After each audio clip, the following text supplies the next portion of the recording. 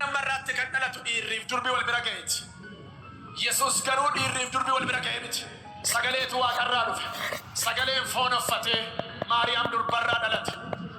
يسوس نما قوتو لكن جنوف كناف Jesus Christ is a true man and a true God نما دو God أكسوماس واق دو God نما دو God لكن جنوف فون فتى دلت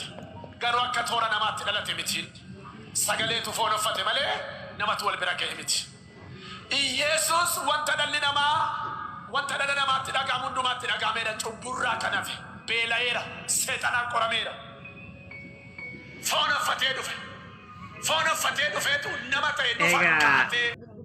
وان مسارتا يدبته كنا أرجتني جرتو يا مسارت تكفرت يسوع كريستوس فونو فتيد على تيجان جترتي سريرة تيكلنو من نمسو بس يجانو كم يولد ilmi namaa uumamni lafarraa kun kamu fooniin dhalata malee waa sibiila wayii uffateen dhalatu waa muka wayii tuffifamee naayin dhalatu uumamni rabbii kan lafarra jiru muluunsaa yesus kiristoos qabatee foonumaan dhalate namni iddoo ati immoo yesus kiristoos yookaan dhiiraaf durba hedduudhaa hin argamne jette irratti namni kamuyyuu kana hin beeka yesus kiristoos abbaa malee haadha qofarraa nama dhalateedha. itti dabalataan immoo Hawwaa fi Aadamii yoo furan Addaam jettu sin akka dhaloota isaanii kana akka uumama isaanii kana yoo furanne kan Yesuus Kiristoos qallaaliidha bar itti aansuun immoo Yesuus Kiristoos nama guutuudha jette nama guutuu jechuun yoo fuudhee haadha manaa qabaatee ilmaan qabaatee nama guutuu jechuu dandeenya Yesuus Kiristoos yoo bicate nama waggaa 30 lafa kanarra jiraataa ture itti dabalataan immoo Yesuus Kiristoos cubbamaa miti jette Yesuus Kiristoos akka wangeela keetiitti akka kiristaanaatti yoo furannee ilaalle Yesuus Kiristoos cubbamaadha akka keessanitti wangeelli namni mukarratti fannifame cubbamaadha jedha Yesuus Kiristoos nuuf jedhee du'ee nuuf jedhee fannifamee jettanii amantan usin Yesuus Kiristoos fannifamee mi cubbamaadha jecha namni mukarratti fannifame cubbamaadha wangeelli itti aansuun immoo Yesuus Kiristoos nama guutuudha jette nama guutuu waaqa guutuu kan jedhu wangeelarra nihaayi abadan hin jiru yoo siichitti barreessitanii fiddanii gabaarra oolchitan malee masaaf qudduusiirraa Yesuus ሰው ሙሉ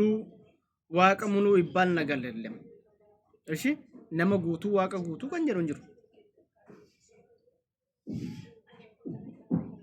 kanaafuu jennaan itti aansuun immoo ani waaqayyoodha malee ani namaa miti jedhe wangeelli masaaf qudduus irratti waaqayyo hin jijjiiramu hin geeddaramu jedhe ani waaqayyoodha hin geeddaramu hin jijjiiramu jedhe garuu Yesuus Kiristoos erga nama jettanii akkamitti namni kun waaqa ta'uu danda'e akkamitti immoo waaqni nama ta'uu danda'e qalbiidhuma maalii sammuudhuma maaliitii isiniif fudhatte kana yaa saba keenya of qaqqabaa ifaan itti aansuun immoo yoo wangeelaa ilaallee jenne Yesuus Kiristoos ergamaa miti akka ergamaatii miti jette ati Yesuus Kiristoos an ofiin hin dhufne inni na ergee jira jedhe wangeela irratti itti dabalataan Yesuus Kiristoos maal jedhe sitti fakkaata si waaqayyo isa tokkicha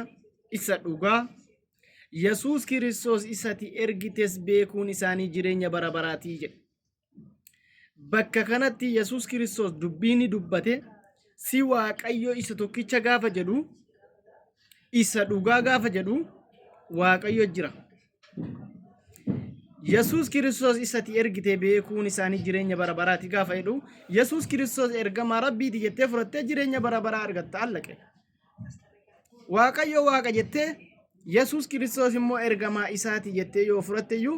jireenya bara baraa argatta malee Yesuusiin waaqa jettee jireenya bara baraa ebbaan nagara labsooyyuu bilaa sharra jirtu wallaahi dhugaa rabbii bakka dhugaan jirtu kanuma